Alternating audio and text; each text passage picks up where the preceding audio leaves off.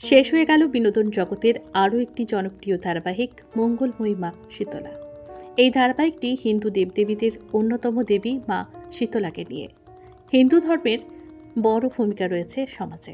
দেবদেবীকে সামনে রেখে বরাবর মানুষ ধর্মের জয়, অধর্মের পরাজয় দেখতেই ভালোবাসে। বাস্তবে তেমনটাই ঘটলে তাকে ঈশ্বরের আশীর্বাদ বলে মনে করে। তেমনই গল্প শানবাংলার মঙ্গলময়ী মা শীতলায়, যেখানে সমস্ত আধিব্যাধির প্রতিনিধি জরাসুরকে বধ করতে মর্তে দেবীর আগমন। দেবীর জীবন কাহিনী বর্ণনার মাধ্যমে সেদিকটাই তুলে ধরা হয়েছিল। পাশাপাশি নারী শক্তির প্রাধান্য লাভের প্রতীকই ধারাবাহিক, যেখানে শত্রু বিনাশ করে শীতলা একসময় দেবীতে রূপান্তরিত হন। মহাদেবের ঘামের ফোঁটা থেকে জন্ম জরাসুরের। গল্পটি আবর্তিত হয়েছে কিভাবে শীতলা সেই জরাসুরকে পরাজিত করে দেবী হয়ে ওঠেন।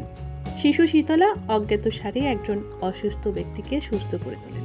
তখনই জরাসুর সতর্ক হয়ে যায় এবং প্রচণ্ড রেগে গিয়ে শীতলাকে ধ্বংস করার প্রতিজ্ঞা নেয়। শিশু শীতলার ভূমিকায় দেখা গিয়েছিল শুভশ্রী চক্রবর্তীকে।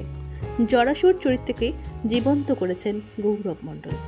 দেবী মহামায়া শুভদীপ্তা চক্রবর্তী, এছাড়াও দেখা গিয়েছিল সোমা চক্রবর্তী, সৌগত বন্দ্যোপাধ্যায়, সায়ক চক্রবর্তী প্রমুখদের। পরিচালনার দায়িত্বে ছিলেন শুভেন্দু চক্রবর্তী। মঙ্গলময়ী মা শীতলার গল্প এগিয়ে গেলে মা শীতলার চরিত্রে দেখা যায় দীপান্বিতা রক্ষিতকে।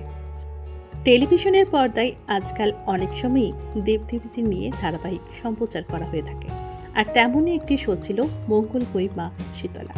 যা কিছুর শুরু হয় তার শেষও হয়, তেমনই এই ধারাবাহিকটিও শেষ হয়ে গেল।